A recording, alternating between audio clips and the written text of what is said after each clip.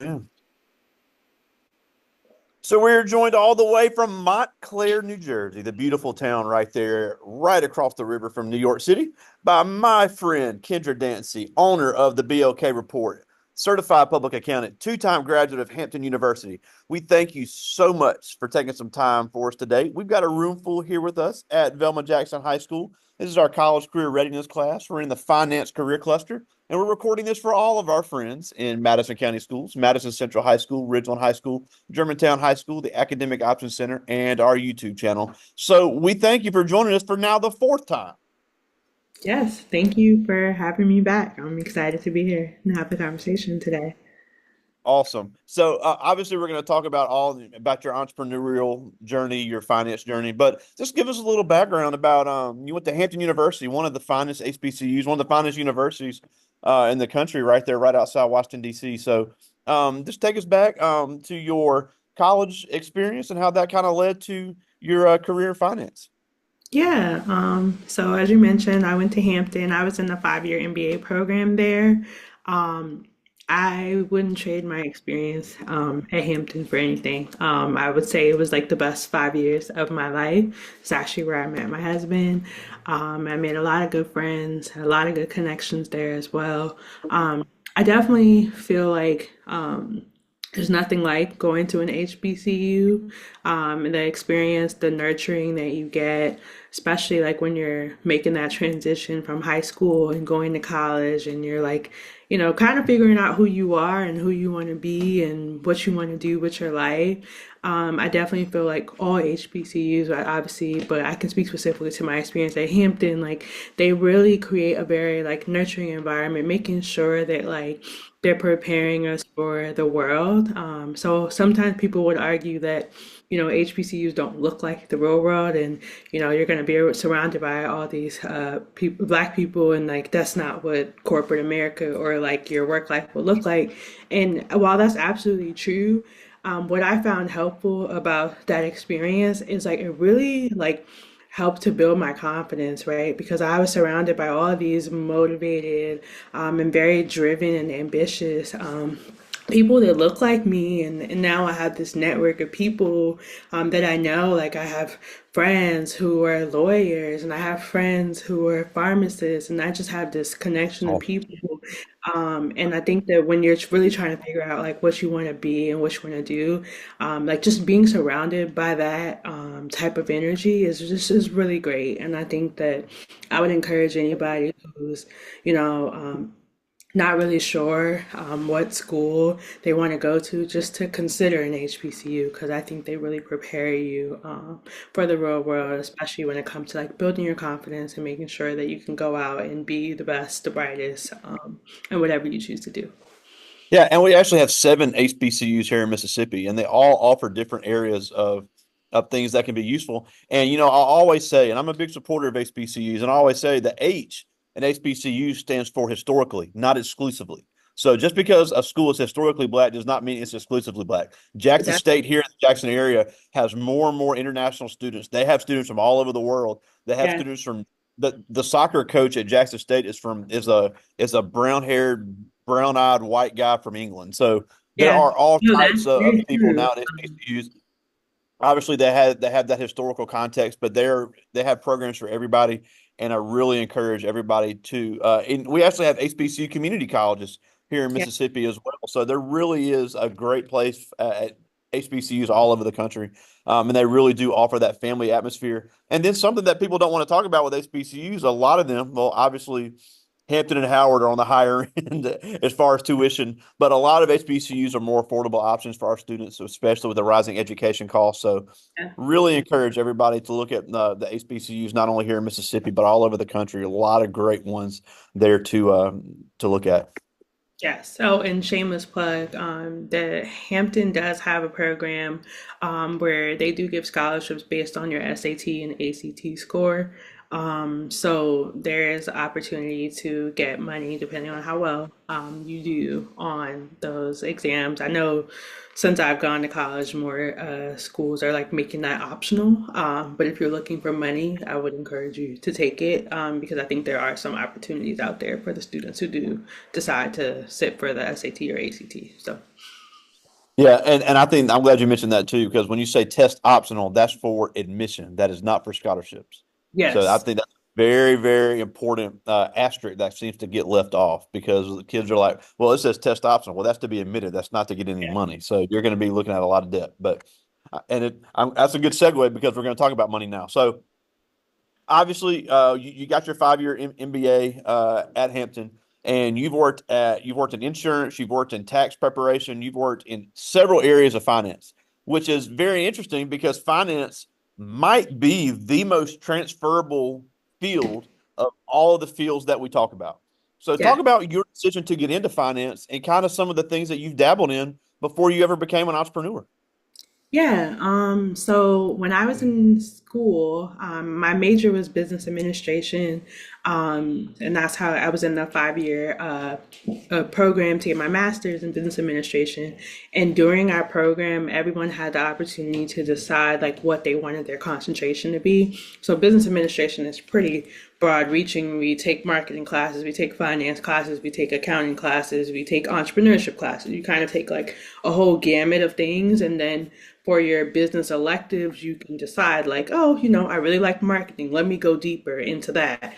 So I decided to go deeper into accounting because I remember my first year in the program, my teacher, her name is Dr. Hayes. She's now the dean of the School of Business there. She said, there's accounting is the language of business. And if you one day want to own your own business, you need to understand accounting. And she also said it's the one field where you will always have a job. To me, I'm like, okay, that sounds like where I need to be because when I finish with this very expensive degree, I want to make sure that I'm employed. So that I kind of took a more like practical approach. I'm not going to sit here and say that I was super passionate about accounting. I was like, oh, like this is the foundation and I want to own a business one day and oh, I'll have a job. Sounds like the plan for me. Then I learned more about the profession. I had an internship with PwC while I was at in school at Hampton. I also interned at Prudential, and I was learning more about the CPA profession. I was involved with NABA, the National Association of Black Accountants. I got some scholarships from them, and I was learning how like underrepresented we are in that field. And so I kind of took it as an opportunity, like, hey, like I'm focusing on accounting at Hampton. Let me just keep take it a step further and get my CPA because I know that it'll make me a more marketable professional later down the line. Kind of once I finished school and graduated my MBA, I worked full time at Prudential and I was in a finance leadership development program there. And from there, I went on to work for a startup, a couple different startups, and I really just found that I liked working with numbers and understand helping like business owners and helping the stakeholders understand the story and the why behind like how the business is performing. So trying to marry up my desire to own a business. I had no idea what I wanted my business to be. I knew I wanted to help people, and I specifically knew I wanted to help business owners that look like myself. So I started the Black Report in an effort to provide virtual accounting services, CPA, CFO services, outsourced accounting services to small businesses, startups that do not have like a full like Yeah. 8, 10 people accounting team and they need help. And so that's kind of what I do on a day to day. I have like a unique passion for helping Black owned businesses, but I would say over the years, my business has kind of evolved into not just helping Black owned businesses, but that is where my passion is. So, That's awesome. Now you mentioned about, I'm glad you mentioned NABA, yeah.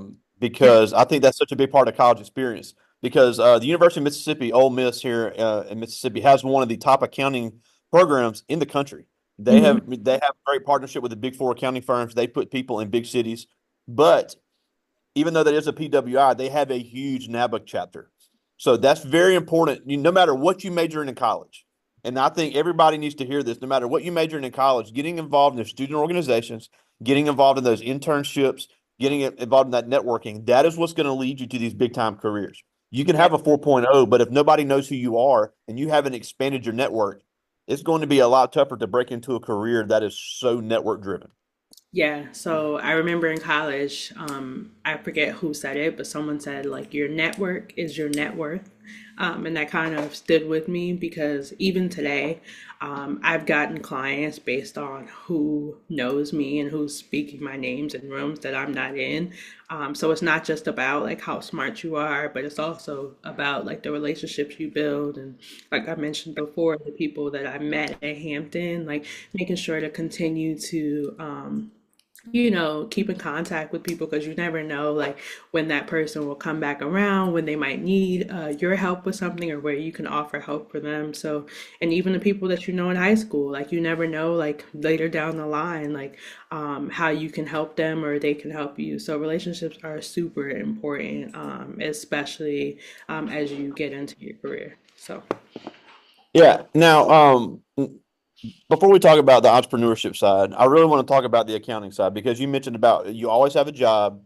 yes. People don't understand numbers. And look, I don't know much about accounting. When I was teaching accounting, I had to study before class every time just so I know what I was talking about. People are like, well, I want a 9 to 5. I want to be able to just work in the background. And accountants a lot of times do. But there's Yeah. still that you have to have those communication skills because, like you said, if you're behind the scenes as the numbers person for a hotel chain, the hotel chain isn't going to know the numbers. You're going to have to explain to them the budget. You're going to have to explain to them, here's how much money you have, here's what you can spend, Yeah. or you're spending too much on this, you need to cut back costs. So how does that kind of go hand in hand with you have the number skills, but you also have the communication skills? Yeah, I definitely think they're both equally as important. I think a lot of times accountants get a bad rep as the antisocial, introverts, etc. But where I find that you can really have the most success in this field is, going back to that relationship aspect. Depending on depending on the company, some people like might not really want to talk to the accountants, right? Because they feel like the accountants are always on their back telling them, "Hey, you're spending too much. You're doing too much. Like, leave us alone. We just want to do our jobs, and we don't care about the numbers." So I think like being able to communicate and speak the language of the different people that you're working with, it just helps everybody do their jobs better. I think everyone recognizes the fact that like what we do is important, but sometimes it's not really something that they want to hear. We have to deliver sometimes the tough messages. A lot of times in accounting, you're the person who can see, like for example, myself when I was in the startups, I could see the cash dwindling down. I knew the company was on a sinking ship. That's not an easy message to deliver, right? But it's still a very important message that has to be said. So making sure you're building relationships with the people across the company so that they respect you as a trusted advisor and they want to listen to what you have to say and like take heed to your advice on how can we turn this around or what can we do better. It's very important. So the communication, I think, is just as important as the actual technical skills because if you have the technical skills and nobody's listening to you, then it doesn't matter.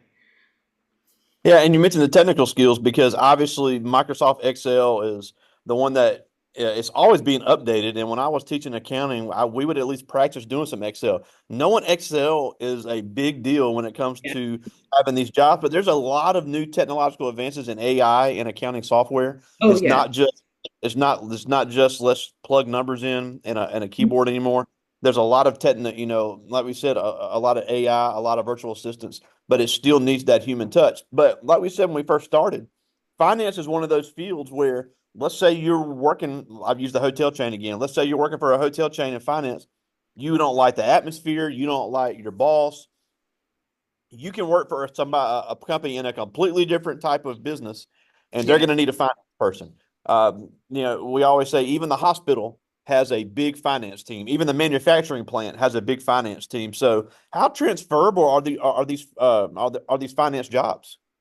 Very transferable. I think at the end of the day, there is a certain baseline that is the same, no matter which company you're talking about, or what type of industry you're talking about. But I would say once you decide that you want to like develop some level of expertise, it does make sense kind of narrow down in a specific field because certain fields are going to use certain types of systems and all of that stuff. But like in the beginning, especially I can use myself as an example. I went from insurance, then I went to a biotech, and I went to crypto. Like I was all over the place, and now I'm working with software companies, and I learned through all of those. Like when I was at the biotech, I'm like, I don't really like inventory. So not all companies have inventory. You can work with people who are service providers, and inventory to me is a pain. But there are some people who really like it. So I would think that I would say in general, like the foundation of accounting is definitely super transferable. But once you decide like what you like and don't like Yeah. about a specific industry,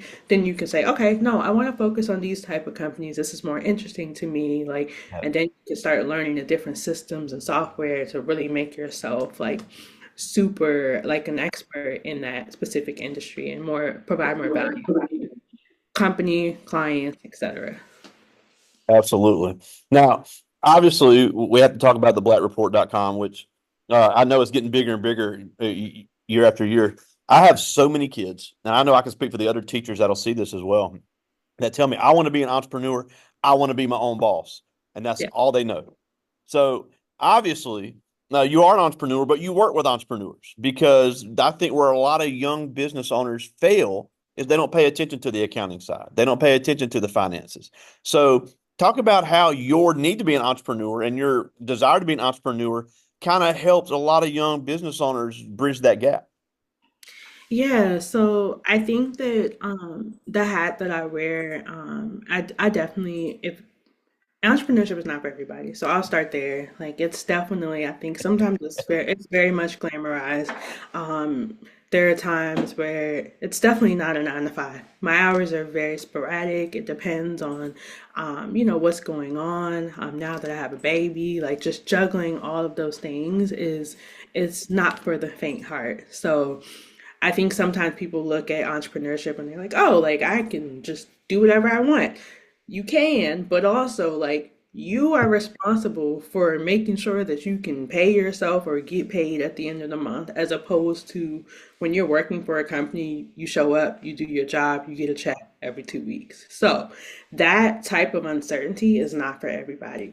Now, what I would say is because I do have the corporate experience, I feel like it really helped me when I transitioned to entrepreneurship because I kind of understand how these big companies are supposed to run, right? So even though I'm working with small businesses, you can still run your business like a big corporation. You should actually, like, in a sense, if you want to be successful, you should be looking at the same things and you should care about the same things that a Prudential or a Google or et cetera cares about. Like, obviously, it's on a much smaller scale, but you need to be aware of how to like the cyclical nature of your business, when you're making money and when you need to save your cash because these are slower periods, or when can you purchase more inventory to ramp up for the holiday season. Like those types of decision making, like that's how big companies are thinking. And so I feel like because I came from that world, that's kind of what I bring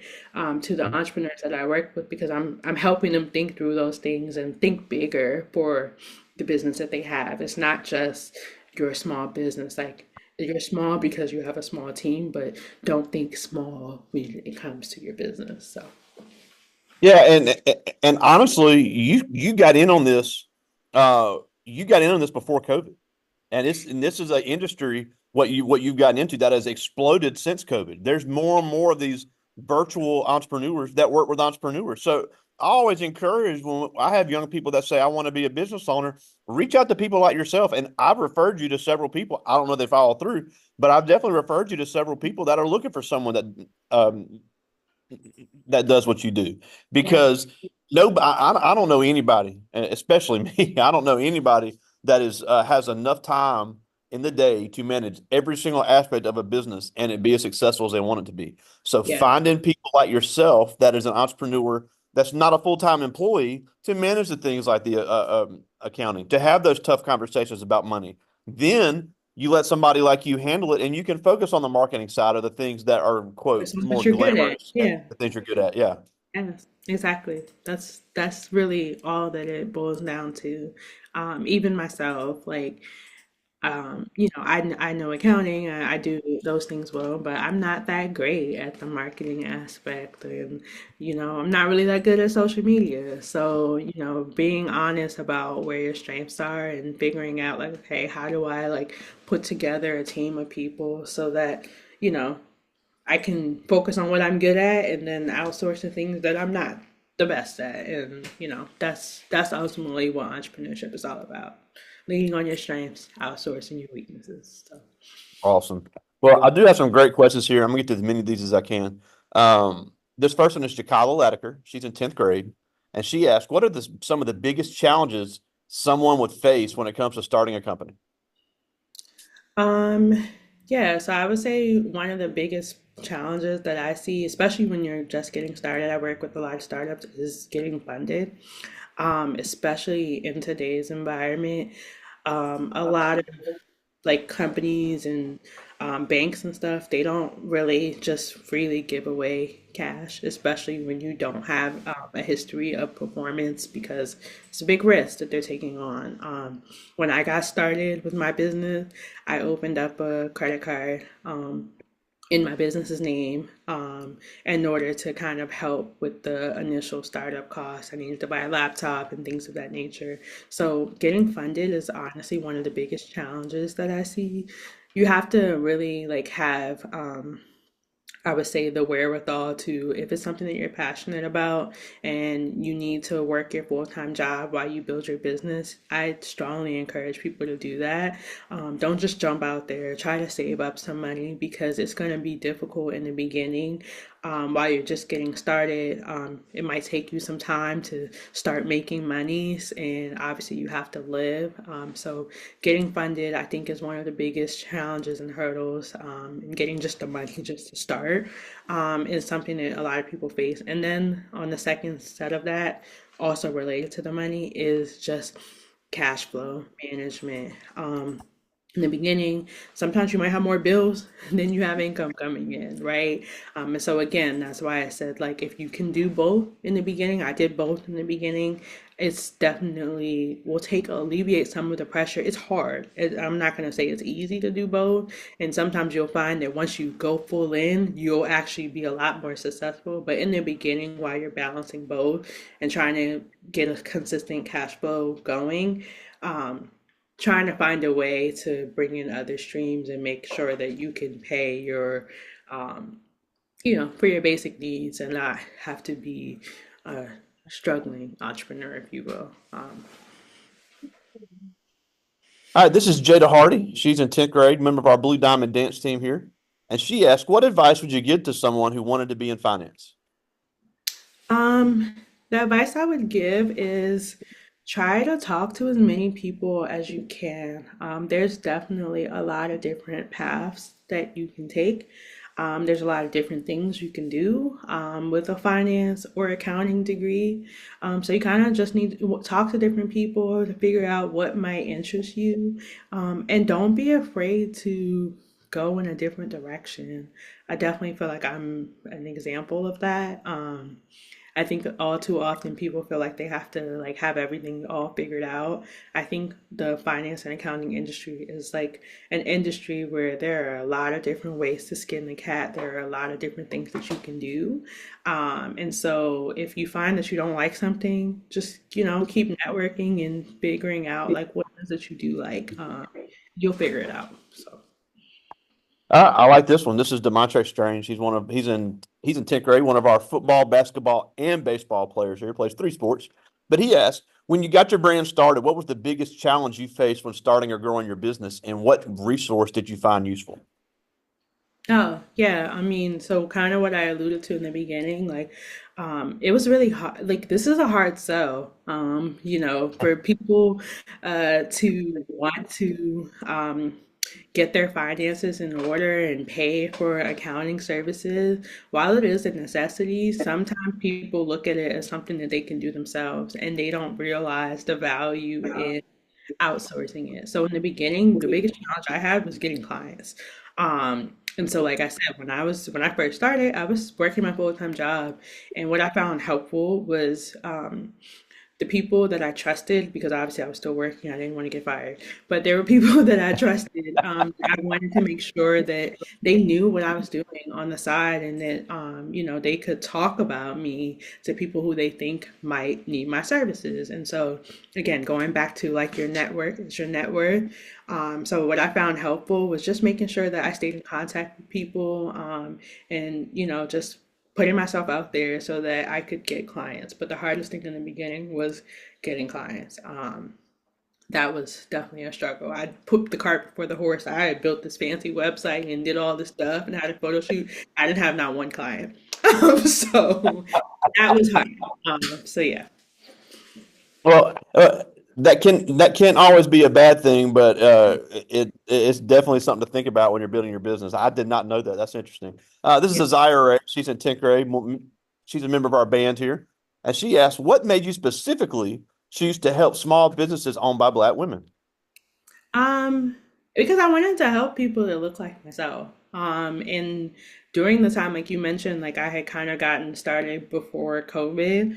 But like during COVID, like Black women were creating businesses faster than any other um demographic. And so I saw it as an opportunity, like, especially because I had that startup experience. Like, if you can prioritize like this in the beginning, you will definitely be successful. So I definitely had like a heart for helping people before they got down the line where they like absolutely were like in trouble, but like kind of being like proactive in that sense. Was really where that's why I decided to focus there. And like I said, I think over the years it's kind of evolved a bit and changed. And like I said, it's okay to go in a different direction, but ultimately that is still where the heart of my business is. But don't be afraid to like, you know, go in a different direction if you need to. We all got bills to pay, so yeah. I got time for one more. This is Zion Chambers. He's a member of our basketball team, and he asked, "What would you change about your business if you could go back?" That's a good question. Hmm.